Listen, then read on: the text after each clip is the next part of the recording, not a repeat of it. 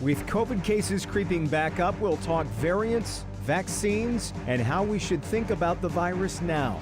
Another video of another police shooting of another unarmed black man leads to another chorus of questions. And a Local 4 investigation leads to major changes at the morgue. It's Sunday, April 17th, 2022. This is Flashpoint. And a happy Easter Sunday to everyone celebrating. I'm Jason Colthorpe. Devin is off this week. It sure feels like many of us put COVID in the rearview mirror with this last drop in cases. And as much as we'd like it to stay there, here comes another uptick in cases. But hospitalizations haven't followed yet. So where do we go from here? We'll talk to some of the top docs about that. We'll also talk about another tragic shooting of an unarmed black man by a white police officer. This one comes much closer to home in Grand Rapids and is again grabbing national attention. This morning, we'll talk with a journalist who knows the Grand Rapids police force well and with a former Detroit police chief about what the video of this shooting tells us. And another week, another headline for the Wayne County Morgue, but this one comes with a heavy dose of accountability. We'll talk to the reporter who's been holding all parties' feet to the fire for the last several months. Kids, did you find all the Easter eggs? I hope so, because it's time to get started on Flashpoint.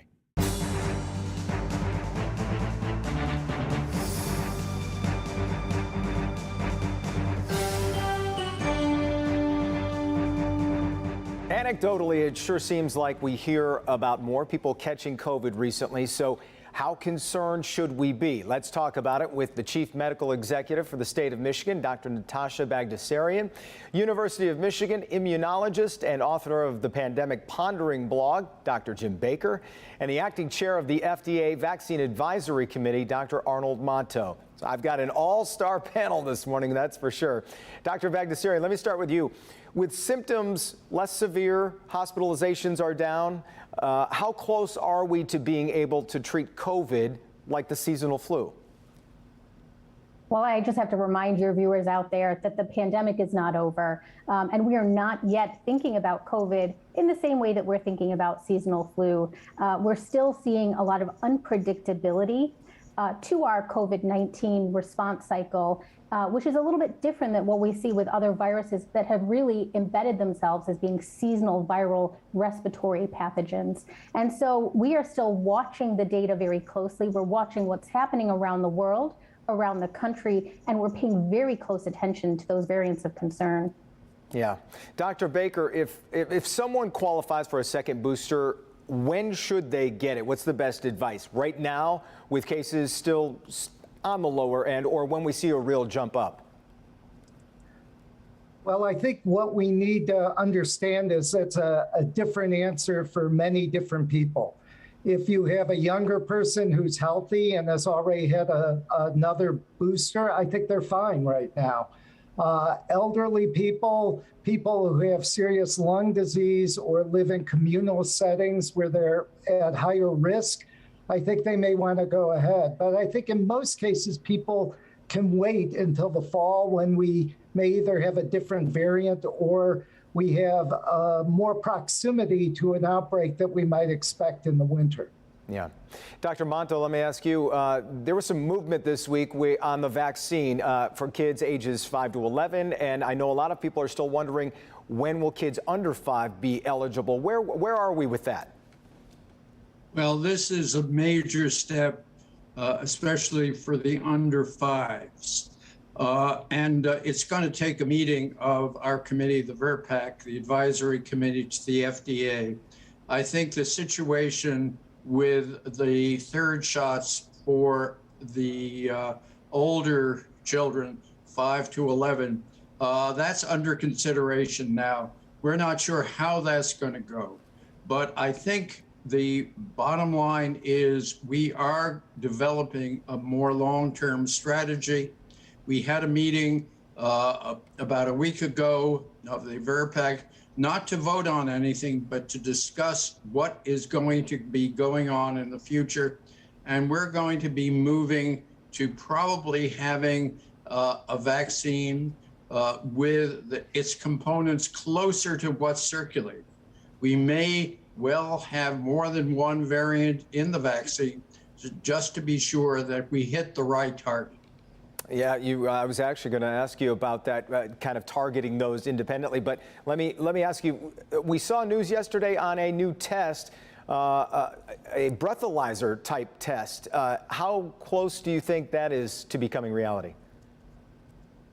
Well, it seemed to be approved. At least I don't have direct evidence, but the texts I've been seeing say that it was actually approved.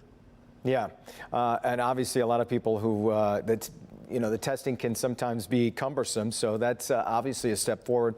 Dr. Bagdasarian, you mentioned it's important for people to know the pandemic just isn't over, and yet I'm sure as a public health official you deal with people who just want it to be over. They have that COVID fatigue. Where do we go from here? Where do you go in terms of trying to keep people aware of the current threat level? Well, of course, we'd all want this pandemic to be over, but that is simply not a reality at the moment. And in fact, what we are seeing now is across the country, we are starting to see some movement that is likely due to BA2. We've been following closely what's been happening in places like Europe and Asia with the BA2 subvariant. And of course, the Northeast is now seeing increases in cases. And even in Michigan, there are quite a few regions that are seeing either plateaus or even slight upticks. And so we have to be ready here in Michigan for a likely uptick in cases due to the BA2 variant. And I think that having communications like this are very important in reminding people that we are not done with the pandemic. And in fact, the next few weeks, we are looking at having some increased cases, and we're watching those very carefully. At the moment, it doesn't seem like it's going to be a sharp spike the way we saw with the last Omicron surge, but we are, again, looking ahead and predicting that we will see an increase in cases. And so that's why it's more important than ever to use those mitigation strategies, to make sure that you're vaccinated and boosted if you're eligible, to make sure that you are using tools that have been proven to be effective throughout this pandemic. So again, the pandemic isn't over, and I think having these conversations and reminding folks that that's the fact is really important. Yeah. Dr. Baker, what's the message to those who have a fatalistic approach to this now, where they feel it's just inevitable that everyone's going to get COVID, I might as well get it over with? Well, number one, I think we're in a very different position than we've been in before. If you look across the country, there's now evidence that half the population has already had COVID. They have antibodies that suggest they've already been infected. In addition, we now are reaching higher levels of vaccination in age group over 5, the people eligible. At least 80% of the population has 1 dose of the vaccine.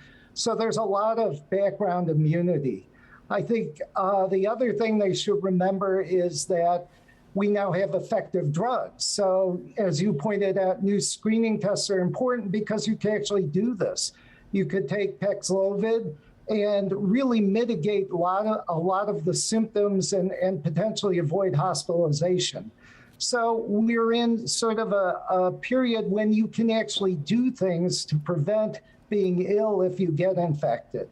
So I think one of the good news things that's come out is that even though we're seeing a slight uptake in infections, and right now 85% of the infections in the US are due to the new BA variant, we aren't seeing an uptick in hospitalizations. And I think that's because we have effective tools to treat and prevent people from being infected. So don't lower your guard. If you think you're infected, test yourself, because there are options and ways to keep yourself from getting sick. Yeah. Dr. Monto, I'll give you the last word here. In your expert opinion, where do we go from here? What's the one thing you think people need to know about where we stand in the pandemic right now? I think, as we've just heard, people need to know that we do have solutions to the problem of COVID, that COVID is not the flu, especially in the past when everybody was susceptible. Now we have populations that are getting immunity either through infection, but more appropriately through vaccination. And we will have to live with this virus, but we've learned how to do this. and we have the vaccine, and we should follow advice about when to get revaccinated. It's an evolving issue because we don't know how the virus is going to behave going forward.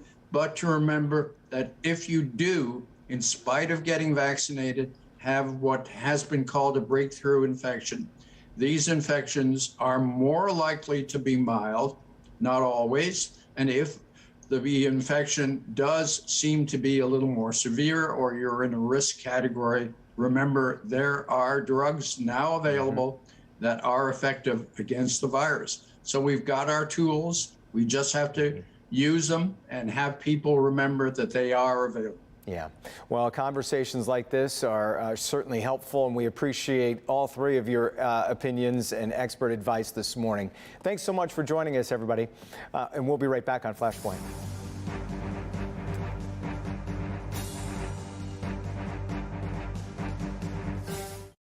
Buckfire Law. An injury to a child is devastating. As parents, you may not be sure what to do. At Buckfire Law, we win big cases for little kids. For over 50 years, we've won life-changing settlements for injured children and their families. You've been wronged. We'll make it right. Call us, 855-BUCKFIRE. DTE's natural gas is a lot more than just an energy source. It perks up your mornings and eases you into relaxed evenings. It works both hard and smart. It can help heal the body and transport the mind. And at the end of the day, cleaner, safe, affordable natural gas is there to do more than just dry your clothes. It's a warm hug waiting to happen. DTE. I think Wayne County Community College District is the perfect place for any student. We are all a big melting pot and sharing different experiences. Everyone was really friendly, and they're giving you their time. I know someone here will always be there to support me. Armenalda Carrick, Bosnia. Sandra Gonzalez, Mexico. Minhas Jakia, Bangladesh. Dennis Carrick, Bosnia and Herzegovina. Are you constantly feeling forgetful? Exhausted? How about overwhelmed? Like just getting through the day is a struggle? So it's normal, right? I'm Dr. Frank George. Monday at 6:30 a.m. Why your new normal may be anything but. People reach that point where they do just fall down and everything collapses. We're talking to an expert about the self-help steps that really help. Monday on Local 4 News Today and streaming on Local 4 Plus. Since Derek Chauvin killed George Floyd nearly 2 years ago, many analyses show the number of police shootings remains pretty constant. That's despite increased attention, debate, legislation, and other calls for reform. And this week, Grand Rapids police released video of an officer shooting and killing Patrick Lyoya, a 26-year-old black man. Let's talk about it with former Detroit Police Chief Ike McKinnon, and from Bridge Detroit, Bryce Huffman, who covered Grand Rapids for years. And Bryce, your most recent article for Bridge, Michigan, ran down the last 5 years or so of what Grand Rapids police has gone through regarding racial incidents. Talk about that for a moment. Yeah, so Grand Rapids is not new to the conversation about race and policing. In fact, the department back in 2017 really came under fire because 5 unarmed black boys were held at gunpoint by officers, and that was really kind of my introduction to the Grand Rapids Police Department. And then the next month, in April of 2017, a traffic study came out that showed that black drivers were twice as likely to get pulled over as white drivers. So it was a lot of community conversation about racial bias in policing. And then, through the next 5 years, incidents kept happening where Grand Rapids police officers would either arrest, aim a gun at, or handcuff an unarmed black child or teenager. And then there was obviously the incident where Grand Rapids police arrested a combat veteran, a Marine combat veteran, who had all the identification on him possible to show that he was a U.S. citizen, but they still arrested him and tried to deport him. Actually. So the department, has been working on trying to figure these things out. But, 5 years of efforts, which include having consulting firms come in and make recommendations, having community conversations, really being held under the fire by the community and being very publicly scrutinized by the community. A lot of that, for people who are here, feel like it hasn't really resulted in any change. Yeah, I was going to say, in your estimation, have they made any significant progress? I mean, obviously what has just happened would suggest no, but were they making any inroads at all, do you think? I think they were making some inroads, but one of the things I've been telling people for a long time is police reform is hard. It takes big changes. It takes changing the way people think about policing and the way that people think about public safety. And those things don't happen overnight or even over the course of 5 years. So when you look at a city like Grand Rapids that actually has been trying to do things and those things still aren't enough, it really makes you question, what are things like in cities that haven't even bothered to try to change or haven't even really bothered to examine racial biases and racial tensions. Yeah, and we don't know the name of the officer involved in this shooting, but we do know he's been at the department for 7 years, so all of what you just recapped. And Ike, I want to bring you into this. It's important to have full context when we talk about this, and obviously the department's history is part of it, but when you look at this video, what stands out to you when you see how this went down? What stands out for me is the mindset of this officer. You stop the person, and first of all, it's let's assume it's a misdemeanor initially, and let's keep this incident at a low level so that one has not raised it to the second level. And that's exactly what happened there. I mean, he tells him to get to stay in the car, and he yells at him, and he steps out of the car, and then he goes over, there's some conversation, and then apparently he decides he's going to arrest him.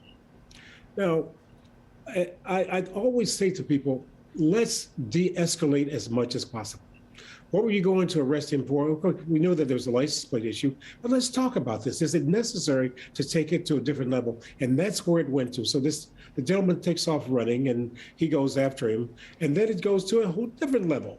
And of course, we get to the point where he's tackled him, he's down on the ground, and he's got his left arm around his neck. He reaches behind him to get his gun. I thought initially he was going to try and grab his handcuffs, but he grabbed his gun and he shot him in the head. That's the ultimate in escalation there. Yeah, it was something I've heard, just to jump in, I've heard law enforcement mention this, the possible threat of him having his hand on the officer's taser, and I know there's another guy in the vehicle that is there, he's got to worry about that, but is it against training for an officer to not just back off, back away from the situation? Is that not part of what an officer is taught? I learned a long time ago, and we were taught, de-escalate as much as possible. Look, is it so important that you lock a person up for this kind of thing or to take it to a different level? And we have to be mindful of the kind of people that we bring into this field of law enforcement. I think, I did this article, George Floyd Could Have Been Me, about a year or so ago. And I talked specifically about the people that we hire to bring into law enforcement. What's their mindset? How do they talk to people? How do they look at people? And that's most important. And what I saw here is that this officer, in my opinion, took this to this level where there was going to be literally where it led to. Yeah, and Bryce, I know we just talked a moment ago about inroads. Does this undo any progress that was made? And what fallout do you see from what happened? I think there's two ways we can look at this. There's the inroads that the city itself has made, like city elected officials have made as far as, having this trust with the community. And then there's what happens on the police department side, where the police department also has to rebuild and regain trust with the community. I think on the city level, a lot of city officials are standing with residents now in a way that they weren't before, or they weren't back in 2020 following the George Floyd protests that, did get violent a little bit and did have property destruction. So far, luckily, these protests have been completely peaceful. But city officials are willing to recognize that, maybe we weren't as aggressive in trying to hold the department accountable. from the department side, I would say that a lot of that progress, whatever progress there was, is no longer tangible or palpable for residents of the city, or even someone like me who doesn't live in Grand Rapids anymore. Yeah. Ike, I only have a few seconds left, but a quick answer. We're seeing a lot of departments now changing their whole stance on even pulling people over for small incidents, small infractions. Do you think that's going to be, and I only have 20 seconds, do you think that's the wave of the future? It helps, but they've got to be mindful of the kind of people or who they're hiring to do the job as law enforcement officers. It's not an us versus them type situation. Be mindful of who you hire. Yeah. Gentlemen, I really appreciate your thoughts. I certainly hope we don't have to do it again in the future, but I thank you for your time this morning. We appreciate it. And we're right back on Flashpoint.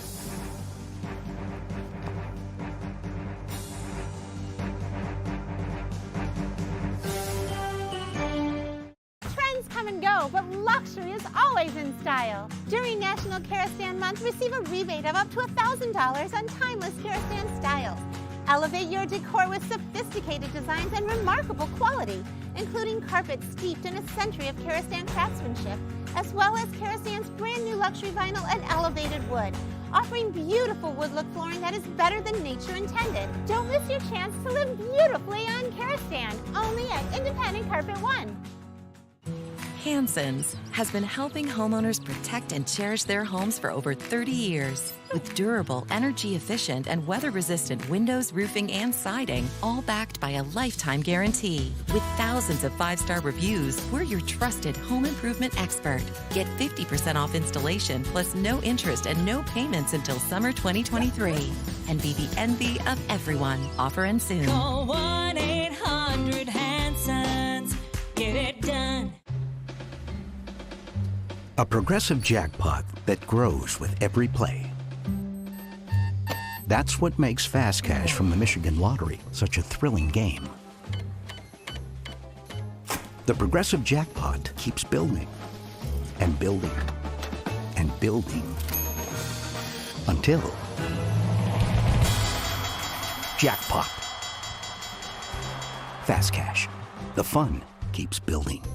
When Local 4's Karen Drew investigates, expect more uncovering. Mistake after mistake at the morgue. We would tell them her name, her description, that she's missing, and they would be like, we don't have anybody here.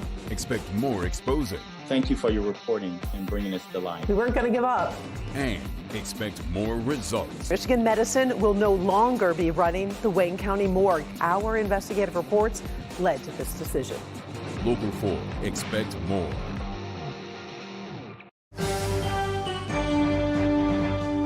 Welcome back to Flashpoint, everybody. One of our favorite guests, obviously. You know her as Karen Drew. I was curious what that was.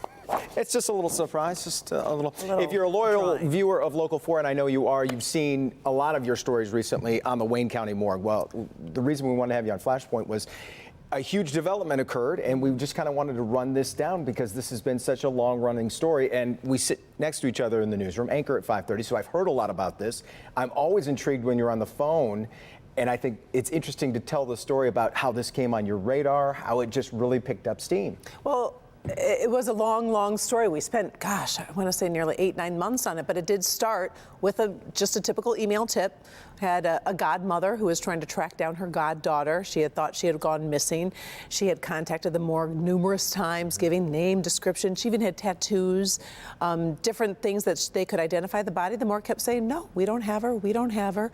Long story short, the Wayne County Morgue did have that body. The family didn't know, and they were frustrated, and they thought, if this happened to us, are there other families? So I really just started as an investigative reporter, just doing the story on that family, not expecting what was going to happen next. And after that story aired, we received dozens, and I mean dozens of families reaching out, and the cases they're horrible. They're heartbreaking. I mean, we had one mom who was looking for her daughter.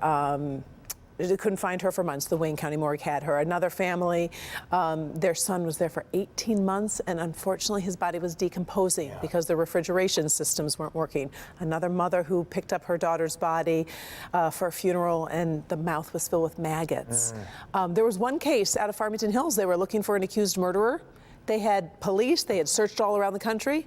that accused murderer was dead in the morgue. So a waste of police services. So there's just an avalanche of what in the world is going on here. And I want to get to Michigan Medicine, but talk about the funeral directors, because that was very interesting when they came forward. Right, and I didn't realize there was this hush-hush situation, but apparently after our story started to air, it took months, funeral directors came forward and they said, I need to tell you something, Karen. They're not doing things right. There's this electronic death registration, free program. The state provides the training. It's real easy to track bodies. You can use identifying marks, etc. The Wayne County Morgue wasn't using it.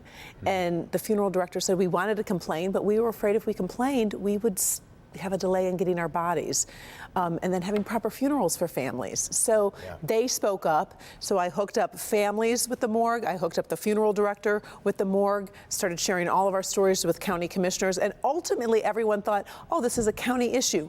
Well, yes, it's a county issue. It's happening in the county, but it was University of Michigan Medicine that ran the morgue, and they had a $31 million contract to run it for 5 years. Yes. Clearly getting paid but not doing the job. And I have about 30 seconds. How has that shaken out? Major news. They're not getting that contract. They're not re-signing. They're up in September. Now there's a possibility Wayne State will take it over. They're up for bidding.